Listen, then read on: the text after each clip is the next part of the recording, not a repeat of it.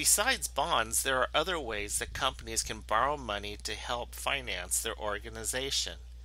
Another way is by using long-term notes payable. In the area of borrowing for real estate, it may be in the form of a mortgage. It could be for other items, which would be a promissory note.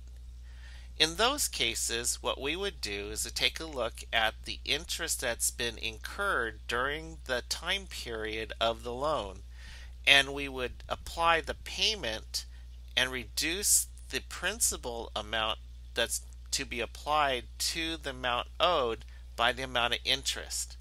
So here's an example. Porter Technology issues a $500,000 12% 20-year mortgage note on December 31st, 2014.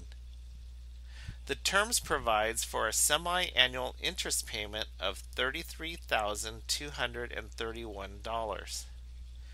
So, we're making a payment every 6 months. The $33,000 payment that the company would be making every 6 months would include both a reduction of principal plus the interest expense. So we need to determine how much the interest expense based upon the 12% annual rate.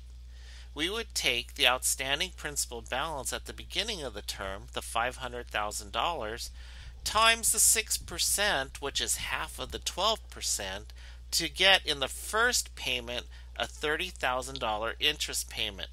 The difference between the cash payment and the interest payment is the principal reduction. The principal reduction would then reduce the balance that is owed to the lender.